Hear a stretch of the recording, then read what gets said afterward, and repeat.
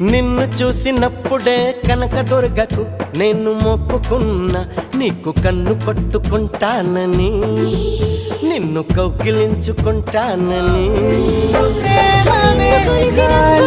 సాయిబాబాకు నేను మొక్కుకున్నా, నీతో సంధి చేసుకుంటానని, నీతో సందులోకి వస్తానని. రాఘవేంద్ర స్వామికి మొక్కుకున్నా, నీతో భాగస్వామి నవుతానని. మూడు కళ్ళ శివునికి మొక్కుకున్నా, నీతో 3 రాత్రులవ్వాలని.